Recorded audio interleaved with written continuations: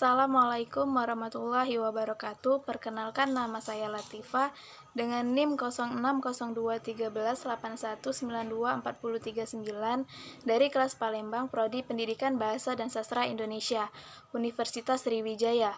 Kali ini saya akan memaparkan hasil analisis saya mengenai buku teks dengan judul Analisis Buku Teks Bahasa Indonesia karangan Agus Trianto, Titik Harsiati, dan E. Kosasih menggunakan teori BSNP atau Badan Standar Nasional Pendidikan.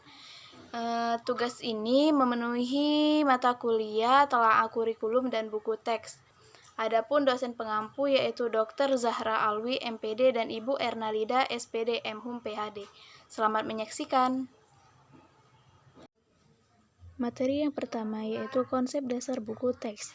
Buku teks atau buku pelajaran adalah buku yang berisi uraian bahan tentang mata pelajaran atau bidang tertentu yang disusun secara sistematis dan telah diseleksi berdasarkan tujuan tertentu, orientasi pembelajaran, dan perkembangan siswa untuk diasimilasikan.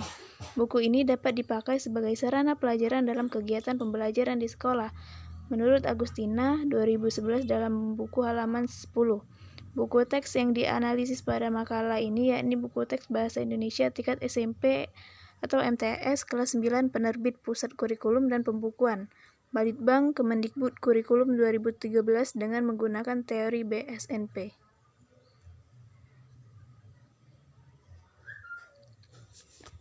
Adapun metode analisis, makalah ini akan membahas mengenai analisis buku teks Bahasa Indonesia tingkat SMP atau MTS kelas 9 penerbit buku kurikulum dan pembukuan, Balitbang Kemendikbud Kurikulum 2013 dengan menggunakan metode analisis secara deskriptif. Penelitian deskriptif adalah penelitian yang dimaksud untuk menyelidiki keadaan, kondisi, atau hal-hal lain yang sudah disebutkan dengan hasilnya dipaparkan dalam bentuk laporan penelitian menurut Ari Kunto 2010 halaman 3. Metode ini digunakan sesuai dengan tujuan yaitu untuk melaporkan keadaan objektif yang diteliti sesuai dengan apa adanya, yaitu menggambarkan atau mendeskripsikan kelayakan isi buku teks pelajaran bahasa Indonesia dan kesesuaiannya dengan kurikulum 2013. Penjabaran dengan metode deskriptif guna untuk memberikan kelayakan penggunaan buku teks bahasa Indonesia dengan bukti analisis dan pengamatan saya sendiri. Analisis buku teks bahasa Indonesia dengan menggunakan teori BSNP. Menurut BSNP dalam Muklis Mansur 2010, buku ajar yang berkualitas wajib memenuhi 4 unsur kelayakan, yakni kelayakan isi, kelayakan penyajian, kelayakan kebahasaan, dan kegrafikan. Dalam makalah ini saya akan membahas tentang analisis buku teks bahasa Indonesia tingkat SMP atau MTS kelas 9 penerbit Pusat Kurikulum dan Pembukuan, Balitbang Kemendikbud dengan melihat 3 aspek yaitu aspek penilaian kelayakan isi, aspek kelayakan bahasa, dan kegrafikan. Nah, yang pertama itu ada aspek penilaian kelayakan. Dalam hal kelayakan isi, ada 3 indikator yang harus diperhatikan, yaitu yang pertama, kesesuaian uraian materi dengan standar kompetisi atau SK dan kompetisi dasar atau KD yang terdapat dalam kurikulum mata pelajaran yang bersangkutan. Yang kedua, keakuratan materi, dan yang ketiga, materi pendukung pembelajaran. Yang pertama itu ada kesesuaian uraian materi dengan SK dan KD. Pertama, kelengkapan materi, hasil analisis. Dari hasil analisis saya, setelah mempelajari beberapa bab yang ada dalam buku ini, materi yang ada dalam buku Bahasa Indonesia ini sudah cukup lengkap dengan sesuai daftar isi yang sudah ada. Buktinya itu seperti yang sudah tertera di daftar isi dengan kesesuaian isi dalam buku. Sudah menjelaskan pengembangan materi beserta dengan laporan hasil percobaan. Yang kedua, keluasan materi hasil analisis. Setelah dianalisis materi dalam buku Bahasa Indonesia dengan 178 halaman yang digunakan sudah cukup luas dengan menjabarkan penjelasan dengan setiap teorinya. Bukti analisis seperti dari halaman 1 dengan pengembangan literasi sampai dengan kegiatan literasi sudah menjelaskan dengan rinci langkah-langkah pembelajaran dengan terurut. Yang ketiga itu ada kedalaman materi. Hasil analisis materi yang sudah ada dalam buku telah menjelaskan mendalam maksud dari judul tiap-tiap teori. Buktinya itu pada bab 1 sampai dengan bab 6 materi dijelaskan mulai dari mengidentifikasi, menyimpulkan, menelaah, menyajikan, dan melakukan kegiatan literasi. Nah, yang kedua itu ada keakuratan materi. Yang pertama, akurasi konsep dan definisi. Hasil analisis, kecermatan, rancangan, dan definisi dalam buku ini telah ada di setiap babnya. Bukti analisis ditunjukkan pada halaman 34 sampai 35 dengan menjelaskan definisi dari persuasif beserta tujuannya. Kedua itu akurasi prinsip. Hasil analisis, prinsip-prinsip yang tersaji dalam buku teks perlu dirumuskan secara akurat agar tidak menimbulkan multitafsir bagi siswa. Buktinya terdapat pada halaman 48 sampai 46 sampai 48 menjelaskan ciri-ciri kebahasaan, teks eksposisi dengan tekstur agar siswa tidak salah menangkap pemahaman mengenai materi. Selanjutnya, akurasi prosedur. Hasil analisis dalam buku Bahasa Indonesia ini telah memaparkan langkah-langkah yang benar sesuai dengan pernyataan yang sudah ada. Bukti analisis penjabaran teori sesuai prinsip di halaman 40 sampai 43 disusun dengan rapi agar siswa tidak salah mengerti dalam model pidato yang sudah dijelaskan. Kemudian akurasi contoh. Hasil analisis penggambaran berupa contoh, fakta, ilustrasi, konsep, prinsip, prosedur, atau rumus sudah diperjelas di dalam materi buku Bahasa Indonesia ini. Bukti analisisnya terdapat pada halaman 96 sampai 97 telah memberikan contoh materi penjelasan. Selanjutnya, akurasi sosial. Hasil analisis, konsep, prinsip, prosedur, atau algoritma dalam buku ini dibangun oleh soal-soal yang disajikan secara akurat. Buktinya itu terdapat pada halaman 122 sampai 131 yang memberikan soal-soal yang sesuai dengan materi yang sudah dijelaskan. C. Materi pendukung pembelajaran. Yang pertama itu kesesuaiannya dengan perkembangan ilmu dan teknologi. Hasil analisis dalam buku ini sudah menggunakan ilmu dan teknologi seperti dalam contoh soal dan daftar pustaka. Buktinya itu dalam daftar pustaka dalam menggunakan bibliografi sesuai dengan kemajuan teknologi.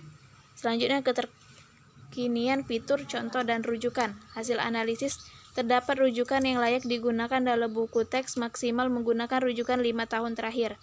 Buktinya itu cetakan buku ke-1 tahun 2015 dan cetakan yang kedua itu tahun 2018. Selanjutnya itu penalaran. Hasil analisis dari buku ini telah memberikan penalaran berupa uraian, contoh, dan tugas. Buktinya sudah terdapat pada halaman 60 sampai 78 yang mencantumkan soal-soal penalaran yang cukup untuk siswa memberikan jawaban yang bervariasi.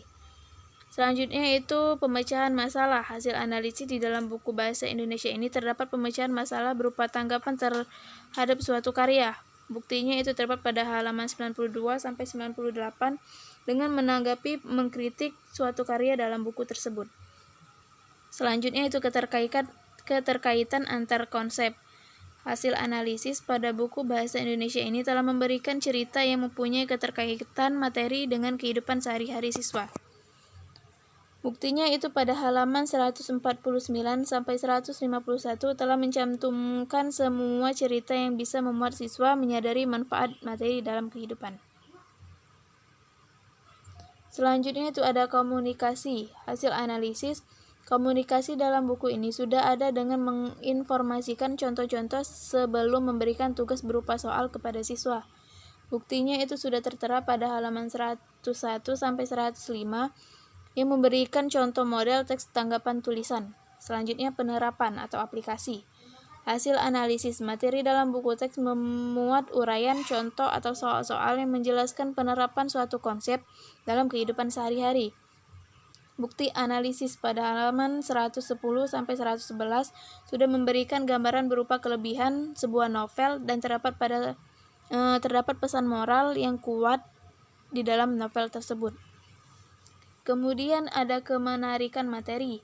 Hasil analisis materi dalam buku teks memuat uraian, strategi, gambar foto, sketsa cerita sejarah, contoh, atau soal-soal menarik yang dapat menimbulkan minat siswa untuk mengaji lebih jauh.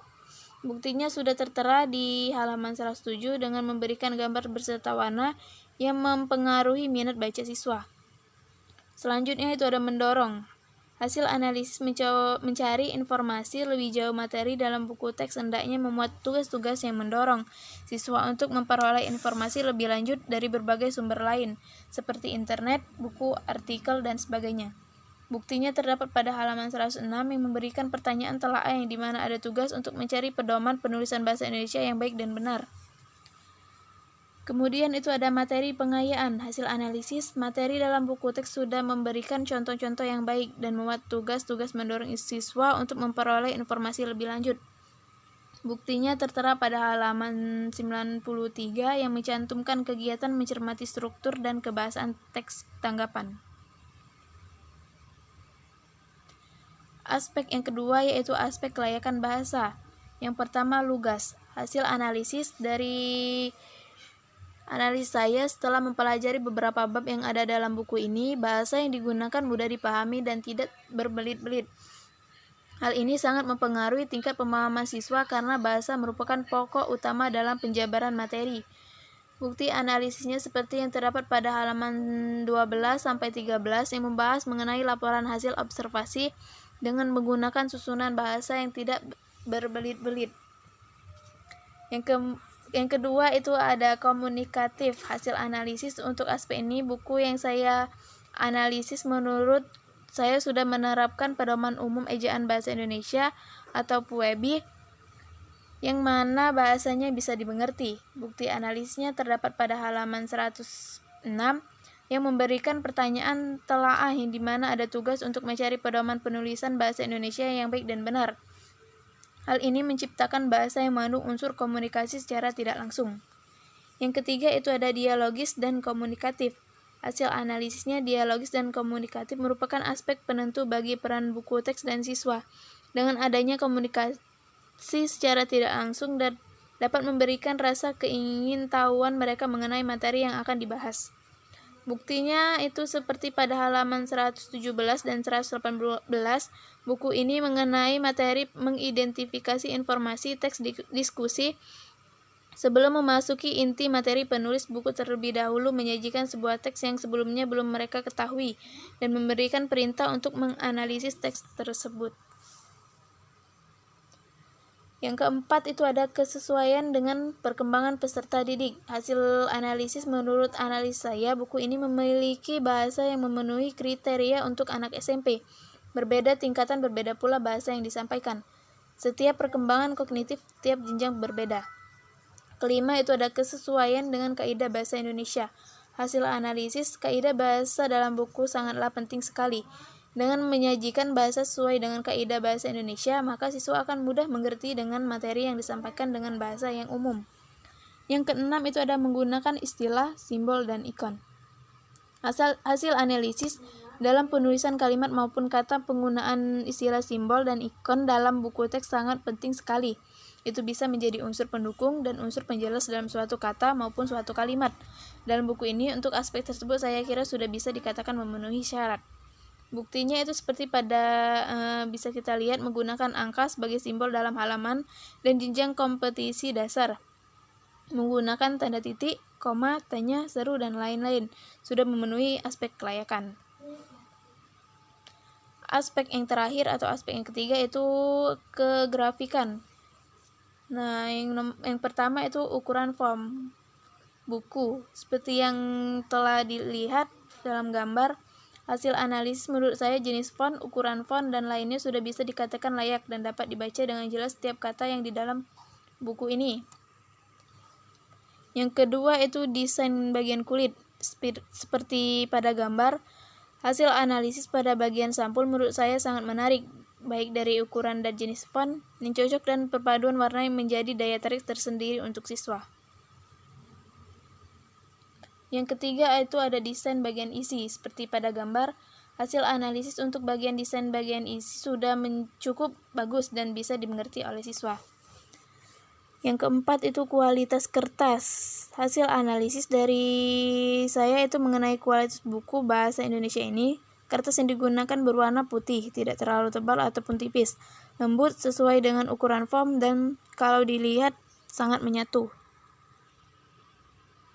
Yang kelima itu ada kualitas cetakan. Seperti pada gambar, Hasil analisis menurut saya kualitas cetakan sudah cukup bagus, warna dan isi buku ini sangat jelas dan mudah dimengerti. Yang keenam itu kualitas jilitan seperti pada gambar. Hasil analisis untuk kualitas jilid buku sudah bagus, rapi, tidak ada pengeleman yang terlepas.